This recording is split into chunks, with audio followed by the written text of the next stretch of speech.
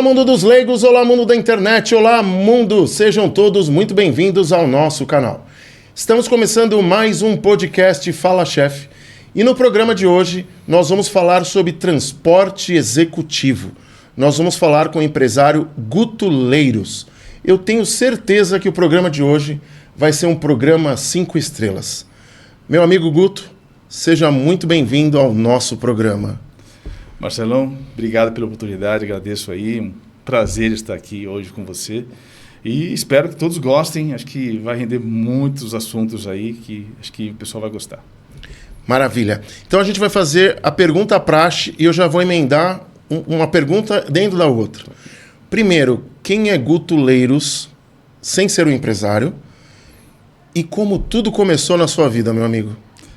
Então, eu sou o Guto Leiros, eu sou natural de Natal, Rio Grande do Norte, mas eu vim com 2 meses de idade para São Paulo, então sou praticamente um paulistano, né, de coração. E já moro há 28 anos aqui na cidade de Jundiaí, no interior paulista. Sou casado com a doutora Luciana, dentista, minha esposa. Tenho 2 filhos, a Dominique e o Arthur. Né? Tenho 5.6, né, com a carinha de 25. A gente está nessa fase aí, não aparenta, mas estamos na curva da volta, mas vamos lá.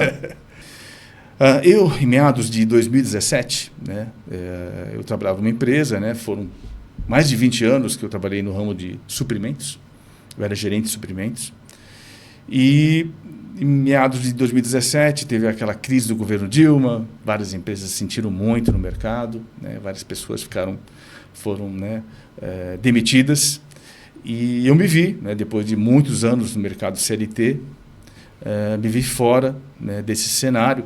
Né?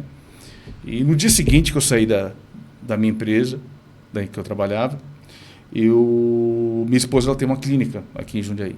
Aí que eu fiz, no dia seguinte não fiquei em casa, fui lá para a clínica, me apoderei de uma mesa e pensei, aqui vai ser minha base avançada, eu vou participar de processos seletivos. Né? Imagina a cabeça da sua esposa, o que ele está fazendo aqui? O que ele está fazendo aqui? Eu não, fui lá, na cara dura, cara de pau, me apoderei de uma mesa e, em paralelo, o que eu fiz? Eu estava, né, com o mercado parado, ninguém estava contratando, aí eu voltei o meu foco para a clínica da minha esposa. Aí eu ajudei ela na parte administrativa e financeira da clínica. Né? Minha esposa é tecnicamente uma das melhores dentistas que eu já conheci.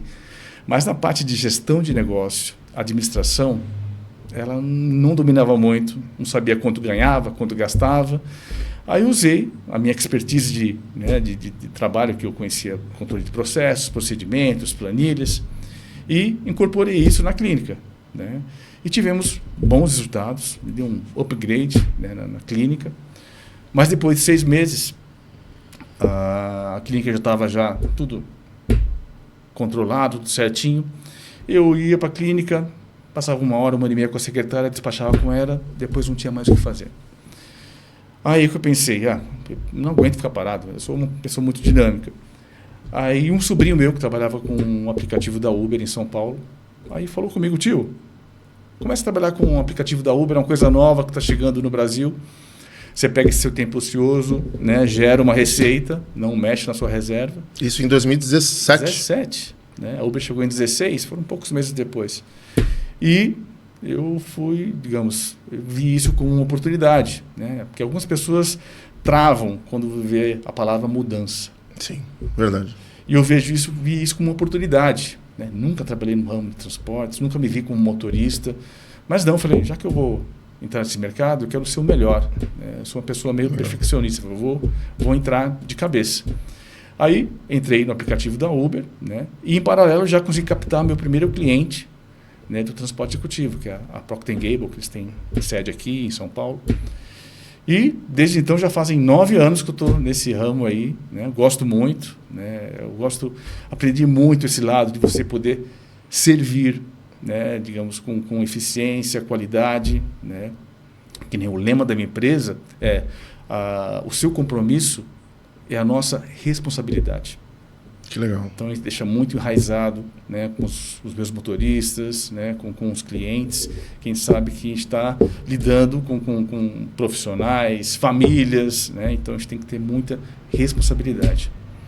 Isso eu acho interessante, porque assim, eu já peguei muito Uber, já peguei muito 99, e a gente sabe que tem aquela avaliação das estrelas, eu já pergunto sobre isso. E óbvio, antes da gente trazer um convidado para cá, a gente faz uma pesquisa, entende, para procurar trazer a nata para poder falar do melhor produto. E eu vi acho que na internet, um videozinho seu, videozinho não, mas está no diminutivo, mas é um super vídeo, apresentando o seu carro por dentro, e aí tem a bala, tem um álcool gel, tem um livro, tem um grande diferencial. E isso é na tua empresa hoje, mas isso tem alguma relação com as 5 estrelas que dá na Uber, na 99? Como é que funciona esse sistema das 5 estrelas? É positivo, não é, para o passageiro, para o motorista?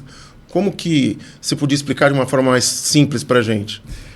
Esse sistema de avaliação da Uber, né, digamos, motoristas 5 estrelas, é muito exigente, né, o grau de exigência da Uber, não, porque o motorista que para poder chegar a 5 estrelas, ele tem que completar nada mais, nada menos que 500 viagens consecutivas. 500 viagens? Consecutivas. Então, por exemplo, eu estou com 5 estrelas. Entrou um passageiro no meu carro. O cara está... Por mais que eu atenda bem, balinha, revista, sim, mas o cara está num dia ruim, brigou com o chefe, com a esposa, o cara está chateado e falou, só de sacanagem eu vou dar 1 estrela para esse motorista. Putz. Se entrar uma nota de 1 estrela, 4 estrelas, na hora, minha nota cai para 4,99. Reseta. Aí o que eu vou ter que fazer? Eu vou ter que voltar para a estaca 0. Vou ter que fazer as 500 viagens consecutivas 5 estrelas. Então, é difícil chegar a 5 estrelas, mais difícil manter e muito fácil perder. Então, você fica muito à mercê da avaliação do passageiro. E os passageiros não têm um padrão de avaliação, né? Tem uns que são ponderados, avaliam os pré-requisitos, o estado do carro, organização, limpeza, atendimento. Tem uns que, eu dou 5 estrelas para todo motorista. Tem alguns que são assim. Tem alguns que são exigentes, né? Quando eu cheguei a 5 estrelas, foi em 2019, um pouquinho antes da pandemia. E foi uma coisa natural, porque desde o meu primeiro dia com o transporte executivo e o aplicativo, eu sempre mantive o mesmo padrão de atendimento. Balinha, revista, água, tudo daquele padrão.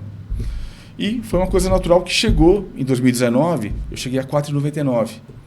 Aí me deu um estalo. Falei, mas eu estou muito próximo de 5 estrelas, eu acho que é possível, é factível. Aí me engajei nisso. Aí, em poucos meses consegui chegar a 5 estrelas, né? Não foi fácil. E até hoje, graças a Deus, estou conseguindo manter as 5 estrelas. E é nesse formato aí, para as pessoas que não sabem, eu dou qualquer nota, mas isso é muito importante para o motorista, né?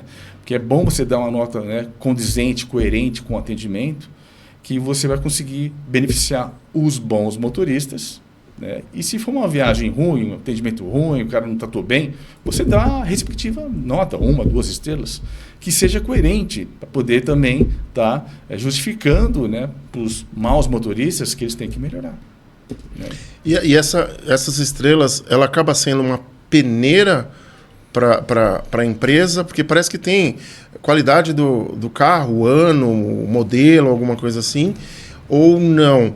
E em contrapartida, as estrelas do cliente, para vocês também, porque eu fico pensando o seguinte, eu imagino o perigo que não é você pegar alguém que você não sabe quem é, aonde vai levar e qual é uma roleta russa, vamos dizer assim, né? Como que essa estrela ela facilita ou dificulta nesse processo? Então, a estrela ela acaba você conseguindo fazer uma peneira, uma melhor avaliação tanto do passageiro quanto do motorista. Que nem um passageiro que tem nota baixa, digamos, abaixo de 4,80, 4,75, provavelmente deve ser um passageiro ou problemático, ou muito folgado, ou muito mandão, né? Tem alguma coisa errada nesse passageiro. E a mesma coisa com o motorista. Então, o algoritmo da Uber faz meio que uma equivalência, né? Digamos, geralmente é assim, Às vezes muda, né? O motorista tem uma boa nota, vai com bons passageiros com boas notas. Mas às vezes eu já peguei casos de pegar passageiro com nota bem baixa, né? E às vezes acontece o passageiro usar o Uber para chamar viagem para o filho, para a namorada, e às vezes não são viagens boas que ali o cara perde a nota. Nem é por ele, é pelos outros que ele está chamando. Entendi. Né? Então acontece. E assim, essa pergunta eu acho que ou vai cutucar ou vai instigar. Tem cliente que pergunta: você só faz isso? Você trabalha com outra coisa? Ou eu viajo nessas perguntas? Não, é exatamente isso. Eu, desde o início, quando comecei a trabalhar, né, com o aplicativo da Uber, o transporte executivo, não só os passageiros, muitos pacientes da minha esposa falaram: pô, e o Guto, ele conseguiu um emprego, está trabalhando? Aí eu pensei: mas eu estou trabalhando. Eu estou trabalhando de 10, 12 horas por dia, ou até mais, né? Ele requer muita dedicação, o trabalho no início, né? Que não foi fácil. Mas é uma coisa cultural, não é nem por maldade, mas as pessoas não veem, né, o trabalho com motorista de aplicativo como um trabalho específico, né? E assim, hoje você é um empreendedor, tem a sua empresa. E qual foi a maior dificuldade dessa transição do CLT para o empreendedorismo? Então, é muito interessante essa pergunta. Então, eu, por mais de 20 anos, trabalhei no ramo CLT, né, como funcionário. Estava na minha zona de conforto, salário, férias, 13º. E eu trabalhei muito tempo na área de suprimentos. Então, eu trabalhava num lado da mesa. Eu era comprador, administrava compras da empresa, contratos, né? E tinha que negociar com os fornecedores. Aí, quando eu comecei a trabalhar com transporte, eu me vi no outro lado da mesa. Eu era um prestador de serviço. Então, eu tive que aprender a vender. Eu nunca tinha feito isso na minha vida. Eu estava no outro lado da mesa, eu apertava: não, tá caro, tem que baixar, abre sua planilha. Era um outro formato de negociação, outro formato de vida para mim. Agora, eu estou no outro lado da mesa. Então, eu tive que me readaptar, me redescobrir. Né? Eu consegui, acho que, me desenvolver muito bem nesse lado. Tanto que, nesses 9 anos, eu tive, acho que, uns 5 convites para trabalhar na área de vendas, na área comercial. Uma vez eu peguei um dono de uma empresa de borrachas, ali da região de Cotia, conversando com ele, bate-papo, e ele falou: Guto, você já trabalhou com vendas? Eu falei: não, nunca trabalhei. Eu estou precisando de um gerente. Aí eu fui lá, fiz o processo seletivo, só que ele era o dono da empresa, é uma empresa familiar. E internamente acabou não dando certo, não era muito o que, né, os profissionais queriam, então acabei não indo por esse lado. Mas eu fui mordido, né, por esse lado do empreendedor, o lado de vendas, e eu gostei muito. E até hoje estou aqui. Né. E teve algum momento que você pensou em desistir? Porque você comentou, o medo ele vem, é natural do ser humano. Teve algum momento que você pensou em desistir? Não, isso não é para mim? Não. Por incrível que pareça, eu nunca pensei em desistir. Teve alguns amigos que saíram, voltaram, né, para esse ramo de transporte. E eu ali, firme e forte, né? Muita gente falava, minha esposa falava: pô, uma pessoa me indicou uma vaga de um emprego. Eu ia lá, fazia entrevista, tudo. Mas no fundo, assim, eu fazia, mas não era muito o que eu queria. Eu queria estar ali, onde eu estava, né? Queria crescer, né? Tanto que minha empresa cresceu, graças a Deus. A gente já tem uma carteira muito boa de clientes. Tá certo, né? Que eu não tenho a tranquilidade de ser um CLT, mas a gente consegue reorganizar a nossa vida, né? Então, a gente já faz uma previsão para férias, 13º, né? Uma caixinha ali, outra aqui. Sim. Então, a gente consegue estar conciliando. E qual foi o maior aprendizado que você teve, né, digamos assim, em relação a essa transição? Porque tudo na vida é um grande aprendizado. Qual foi o maior deles? O maior aprendizado é você, digamos... Como posso te falar? Como eu te falei, eu estava na zona de conforto. Saí da empresa, eu tinha mais de 10 anos na última empresa que eu trabalhava. Saí da empresa, perdi o chão, né? Então, eu tive que me redescobrir, né? Então, acho que foi uma coisa positiva. Digamos, todo fim não é literalmente o fim. É um novo começo de outra coisa. Pode ser uma coisa muito boa, né? É questão de te ter o olhar, analisar, tirar o aprendizado, claro, e seguir em frente, né? Não pode ficar desmotivado. Eu sou uma pessoa muito positiva, né? Eu vejo as dificuldades, os problemas como oportunidades. A gente sabe que não é difícil, não é fácil, né? A gente tem que perseverar, né? Seguir o caminho, mas eu acho que eu consegui crescer muito como pessoa, como profissional, né? Sair, né, do quadrado, estou indo para outra coisa, não sei. Transporte, eu vou ter que conhecer tudo, me desenvolver e graças a Deus deu certo. Legal. E eu sempre falo assim, todo aprendizado, ele gera um segredo, né? E como é que eu vou te fazer essa pergunta? Qual que é o segredo para você manter, para você crescer como empreendedor nessa área do transporte executivo? Qual que é esse segredo? Acho que o segredo é muito assim, a dedicação, né? Você tem que ter o olho, né, assim, analítico de tudo, tanto na parte estrutural do seu negócio, dos clientes, né? Eu sempre fui assim, digamos, seja no transporte executivo, no transporte por aplicativo, eu trato as pessoas da mesma maneira, com a mesma cordialidade. Eu posso estar transportando o faxineiro da empresa ou o CEO da empresa, ele vai ser tratado da mesma forma.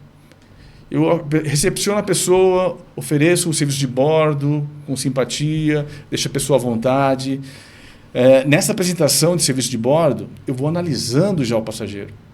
Eu vejo se ele fala sim, não, eu sei que ele não quer conversar, ele quer ficar na dele.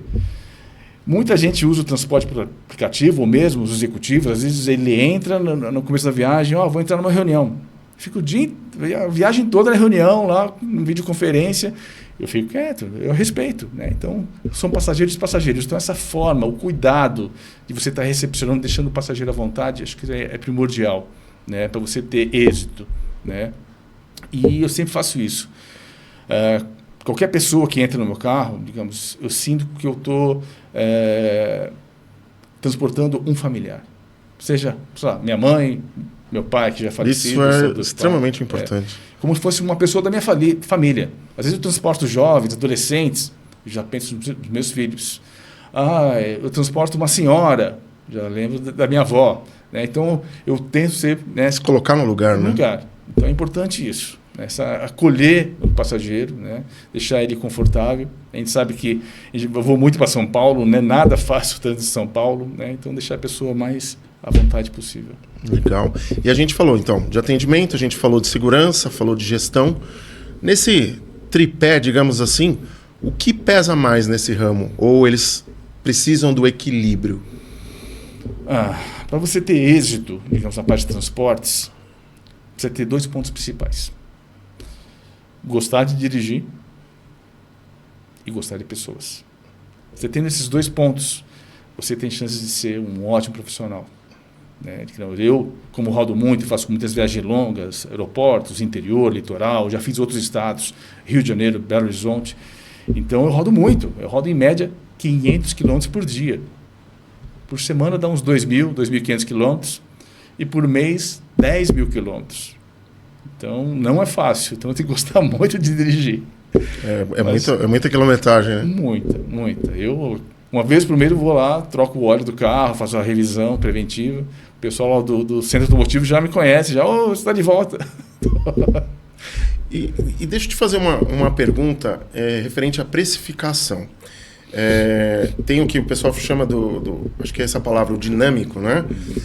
Por que eu estou falando isso? A gente está em 2006. Na última Copa, o meu sogro estava internado e tinha um horário de visita específico que foi logo depois do Jogo do Brasil, né? E a gente é aqui de Jundiaí, para quem me conhece, eu moro ali no bairro do Eloy. E do bairro do Eloy até o Hospital São Vicente não é tão longe, né? E a gente pediu um Uber. Meu amigo deu R$98 logo depois do Jogo do Brasil. E aí fala assim, é o dinâmico.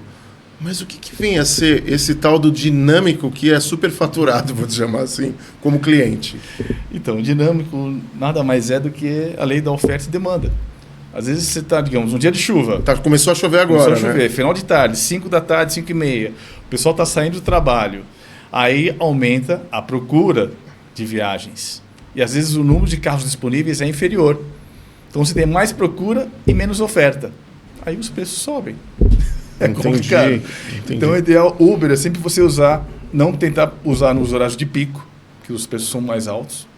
Sempre programar com, né, tranquilidade, falar, deixa eu passar o horário de pico, depois eu vou pedir, aí volta ao normal os preços. Show. Isso é importante para entender. E assim, são 9 anos, né, nesse trabalho. E eu falei há pouco, né, sobre você pega um cliente que você não sabe quem é, para onde vai. Você já passou algum perrengue, como diz o carioca, algum momento de insegurança, de perigo? Já passou isso para ti em algum momento? Eu já tive um problema sério de segurança. Isso foi uns 3 anos atrás, mais ou menos. Eu lembro muito bem, foi um mês de fevereiro, sexta-feira de carnaval. Eu fui levar uns clientes aqui de Jundiaí para Praia Grande.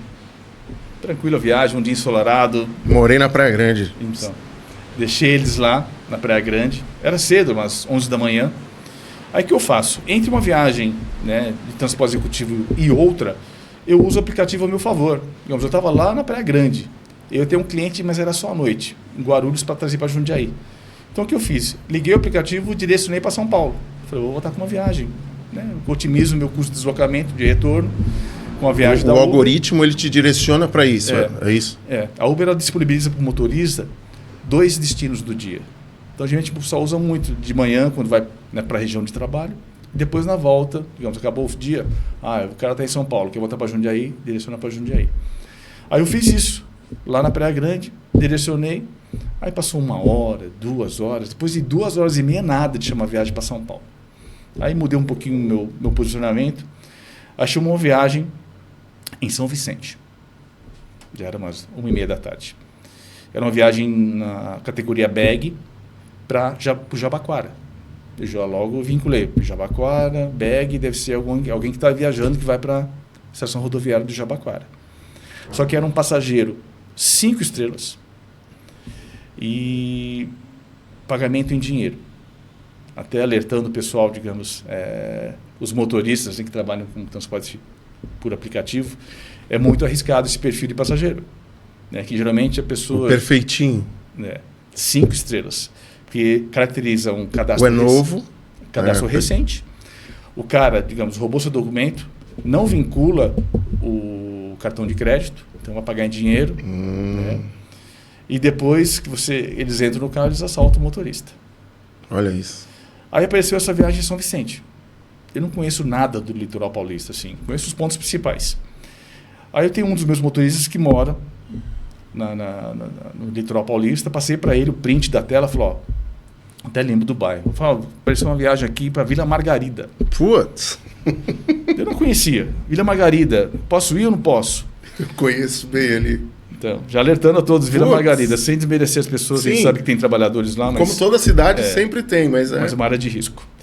Aí esse meu motorista falou, não sei se ele estava ocupado, não deu a devida importância, ele olhou, pode ir, Guto, vai lá. Eu fui lá.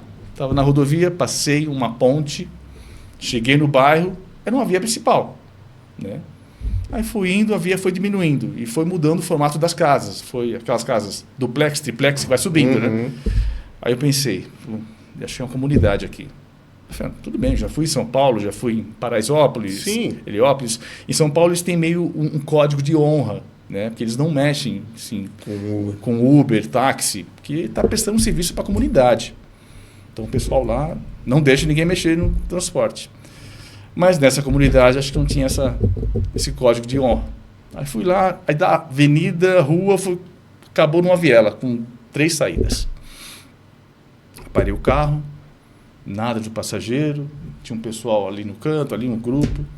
Falei, passei mensagem, cheguei, eu já estava quase indo embora. Aí ia sair, 2 rapazes vieram, bateram no vidro, ó. Aí eu até lembro o nome da pessoa, era Robson, o nome do passageiro. Aí eu presumi, acho que é o Robson, né? Aí eu, destravei a porta do carro. Entraram os 2 meliantes, já armados, aí só falaram, perdeu. Nossa. Aí eu olhei e falei, depois de... Eu estava mais de 6 anos da Uber, eu falei, perdi. sabe, aquela ansiedade, porque preciso voltar para São Paulo, tudo, e não me atentei a esse detalhe. Não, e essa hora o coração vai a mil, né? Mil. Meu carro tinha isso filme, bem fechado. Os caras entraram, ninguém viu nada. Aí o cara que estava atrás, parecia que era mais consciente, falou, ó, pula pro banco do motorista, eu vou dirigindo.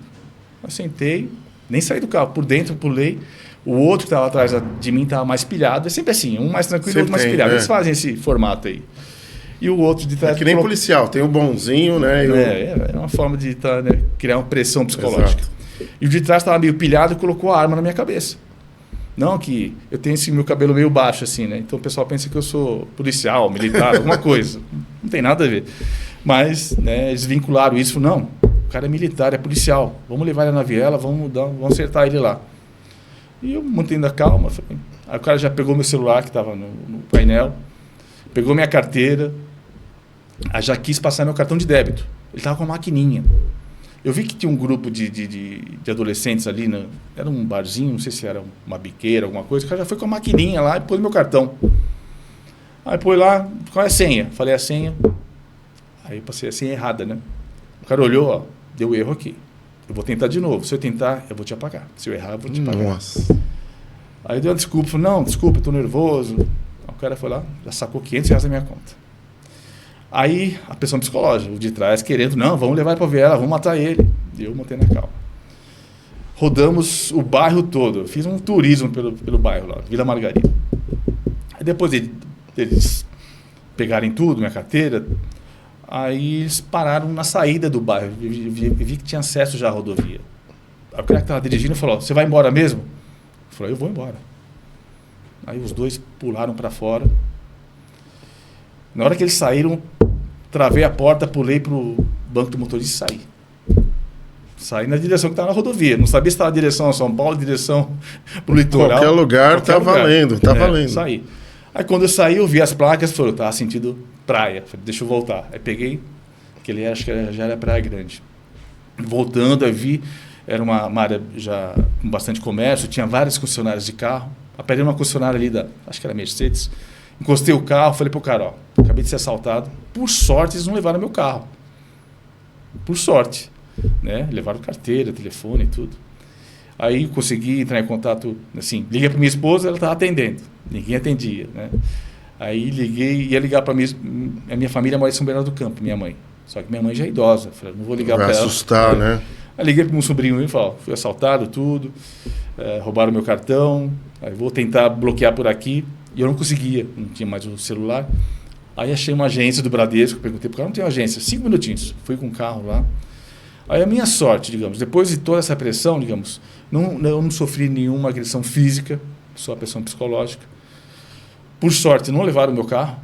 Então, meu carro estava com um tanque cheio, eu tinha aquele tag do sem parar, conseguia voltar pela estrada.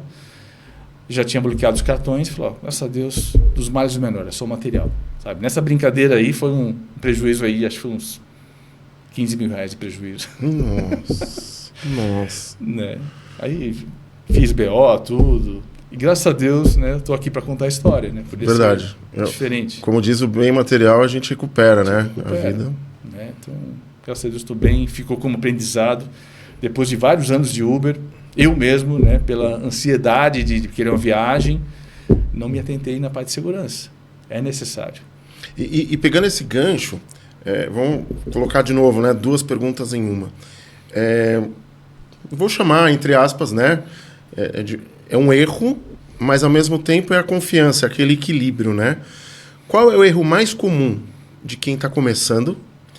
E a outra seria, o que faz um cliente confiar na empresa de transporte executivo? Tá. Então, o motorista está começando. É muito difícil, né, digamos. Ele está começando, já tem os custos fixos dele. Né? Às vezes tem carro financiado ou carro alugado, né? Tem contas, boletos. Né? A gente brinca que os boletos são uma forma de motivar o motorista a não parar, né? Mas é complicado. Então tem que ser muito ponderado, tomar cuidado com as viagens, selecionar as viagens, sim. Digamos, você vê uma viagem, digamos, eu estou numa área boa, né? Que era muito comum isso na época da pandemia, muitas pessoas estavam em casa. Aí quem é que estava nas ruas? Eram médicos, enfermeiros. Então, às vezes aparecia a viagem ali no Shopping JK, uma área boa ali do Itaim, ali, Vila Olímpia. Mas ia levar o passageiro lá para Capão Redondo. Sem desmerecer o pessoal da área, né? Sim. Não, aquela história. São áreas de risco que todo mundo conhece. Então não é desmerecendo. Tem muita gente boa que mora lá, como tem gente muito ruim que mora no Morumbi, em São Paulo. Exatamente. Né? Exatamente. Então acontecia muito. Então você tem que tomar cuidado. Digamos, você vai, sabe, da Zona Sul lá para o extremo da Zona Sul, lá Capão Redondo. Você vai, digamos, você tem que ver a nota do passageiro. Às vezes o cara pode ser nesse formato, 5 estrelas, pagamento em dinheiro, e vai te levar para uma área de risco. É muito perigoso. É melhor você cancelar. Tem algo errado, né? Tem algo errado. Digamos, às vezes pode ser, o cara está saindo do trabalho dele, né? Ele mora numa área periférica, mas vê a nota dele, vê se vale a pena, se você conhece a área, né? Porque muitas vezes você vai para essa área periférica e não tem como você pegar uma viagem de volta. Você vai voltar assim, na gíria, batendo lata. Então, o que você ganhou na ida, você vai perder na volta. Então, tem que ser muito coerente com as viagens, planejar, né? Trabalhar nos horários corretos. Geralmente tem horários de pico de manhã, a partir das 6, 6h30, 7 da manhã, até umas 10 horas. E à tarde, depois das 5 da tarde, até umas 7h30, 8 horas, são os horários de pico. Então, você pode trabalhar nesses horários aí, fazer seu planejamento, né? Às vezes tem gente que trabalha só à noite, de madrugada, tem algumas áreas boas. Então é importante ter essa consciência, trabalhar com planejamento, né? Para poder você não estar tendo prejuízo, né? Legal. E assim, você se arrepende de alguma, como é que eu vou falar? De alguma decisão, né? Aquele momento que você fala, e agora? Vou por esse lado ou não vou? Na sua trajetória toda, já se arrependeu de alguma decisão?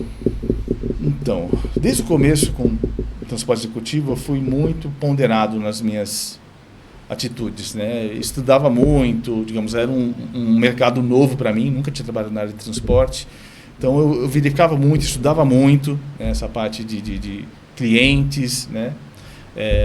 De mercados e investimentos. Eu podia estar com vários carros próprios, né? Mas de tempos para cá, a conjuntura atual político-econômica não é favorável para você ter um investimento grande. Sabe? Vou comprar mais 3, 4 carros executivos. E do nada, sei lá, o governo retém o dinheiro nos bancos. Você fica sem dinheiro, sem... né? Teve a pandemia que aconteceu. Então, a gente tem que ter muita consciência, dar um passo após o outro, né? Então, assim que eu me lembro, eu não cheguei a me arrepender. Né? A gente sabe que no começo foi muito árduo o trabalho, né? Eu trabalhava muito, às vezes trabalhava na pandemia, trabalhava de 12, 15 horas, meus clientes todos em casa, reclusos, eu tinha que eles trabalhar com aplicativo, né? Não era fácil, e até mesmo com o transporte executivo no início, eu tinha poucos motoristas, então eu tinha uma carga operacional maior para mim. Então, às vezes eu dormia 2 horas, 3 horas no dia. Não que eu não dormiria mais, eu durmo mais entre uma viagem ou outra, mas não é o ideal, você tem que ter um sono... Sim, é o equilíbrio, tudo na vida é o equilíbrio, né? Então já teve casos de eu estar trabalhando assim, ia dormir meia-noite, 1h, já acordava às 3 para pegar cliente, para levar para Guarulhos. Teve casos de ter como é que eles chamam de burnout? Sim. Na viagem, eu saí de Jundiaí, fui pela rodovia Bandeirantes, quando eu cheguei próximo da entrada da Marginal Tietê, me deu um estalo. Eu falei, mas eu estou aqui? Eu não lembro de ter passado no pedágio. Nossa. Eu não dormi, mas eu fui no automático. E que me deu fiquei assustado. Falei, pô, eu acho que eu estou me excedendo. Aí depois disso eu comecei a tirar o pé um pouco, né? Acho que o descanso é primordial, né? Principalmente para transporte, né? Então eu sempre procuro dormir minhas 8 horas. Minha média, assim, durante o ano não é muito boa. Eu durmo 5 horas por dia. Mas muita gente dorme 4, 5 horas, está acostumado. Às vezes o pessoal tem sono e tudo. Eu já me condicionei. Mas eu sei que entre uma viagem ou outra, eu consigo dar um cochilo de meia hora, 1 hora. Eu estou novo, né? Mas viajar cansado, com sono, não. Isso não dá certo. Isso é a responsabilidade pela sua vida e pela vida dos passageiros, exatamente, né? E aproveitando isso, eu queria que você falasse um pouquinho. A gente falou muito da Uber, da 99, enfim. Eu queria que você falasse da sua empresa, o nome, como que são os bastidores, como é você como empreendedor, como são os seus clientes, os seus, não sei se é colaboradores ou funcionários, como é. Queria que você falasse um pouquinho mais sobre ela. Legal, agradeço. Então, o nome da empresa é Waymax Transportes, né? Como eu falei, o nosso slogan é o seu compromisso é a nossa responsabilidade. Então, a gente tem muito isso enraizado, né, como cultura dentro da empresa, para os meus motoristas.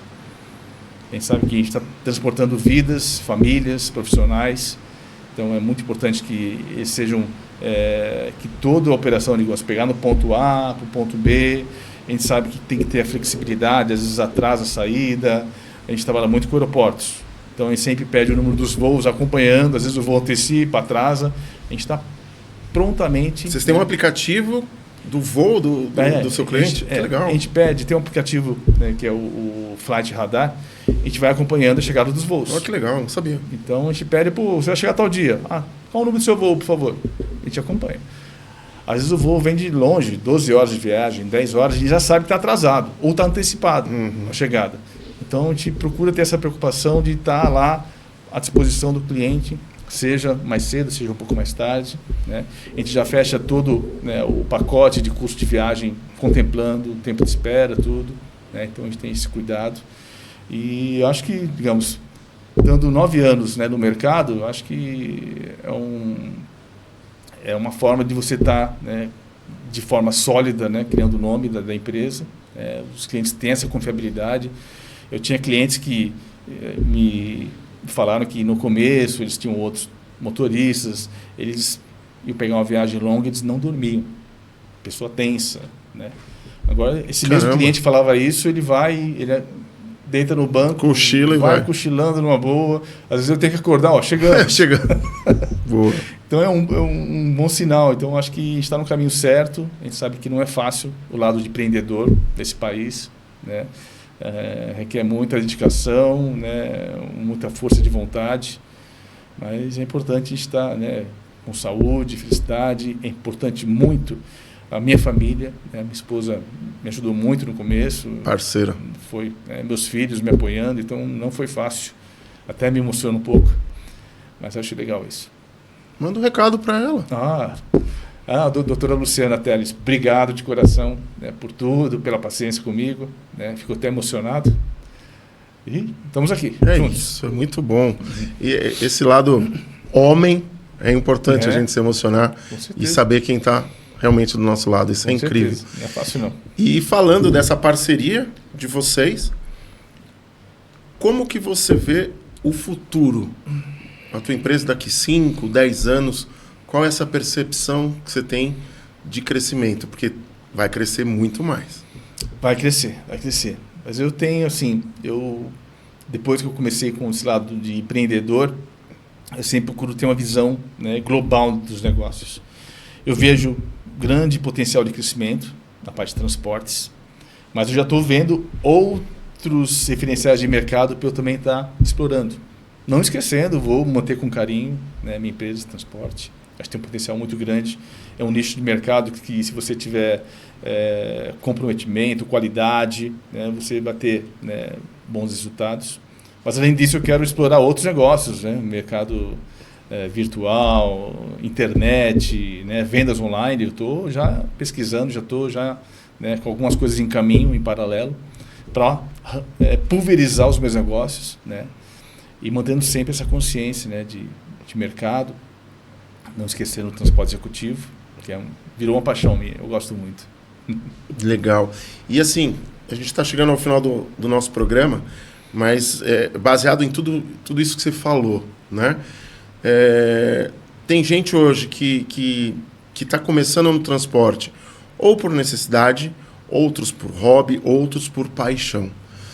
Que conselho você daria para essa, não digo jovem, mas esse profissional que está entrando no mercado e seguir uma carreira de excelência também, assim como você concluiu?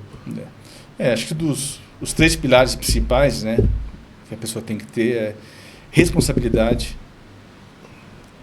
profissionalismo e qualidade.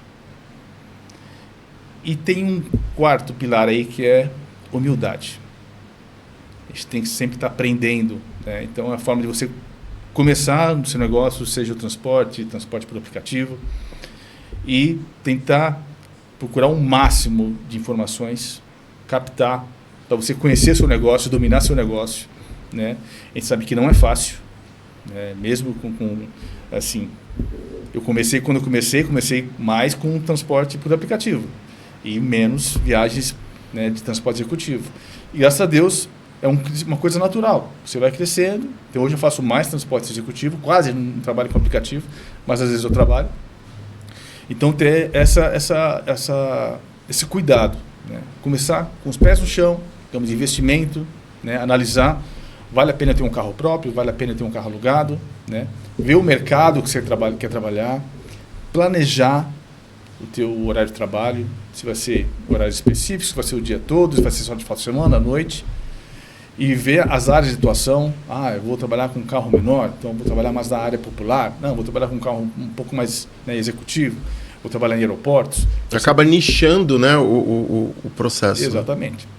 Então você tem que se identificar qual o nicho de mercado que você vai estar, né, atendendo inicialmente, né? E acho que esse é o caminho inicial para a pessoa começar a trabalhar com transporte. E uma última pergunta. Quando você comentou do seu desafio lá em São Vicente, você disse que dentro das comunidades, né, tem os seus códigos, entre aspas. No aeroporto, hoje em dia, tem uma facilidade maior para, por exemplo, o voo atrasou, né?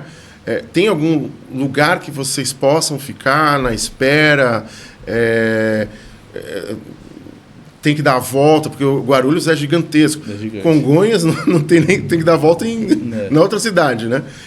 Tem uma parceria dos motoristas com o aeroporto? Chega até essa facilidade para vocês ou não? Assim, no aeroporto de Guarulhos e Viracopos, aqui em Campinas, tem uma área da Uber, né? Em Guarulhos é muito grande. Tem uma área de estacionamento que fica no lado do Terminal 3. Lá ficam 200 carros. Então, eu uso esse recurso. Eu tenho um cadastro na Uber, então, tem que esperar um cliente. Ali é muito caro para você ficar parado no estacionamento. Sim. Então, às vezes, você não pode ficar na área de embarque e desembarque, que senão você leva a multa. Então, eu uso o recurso do estacionamento, o pátio da Uber.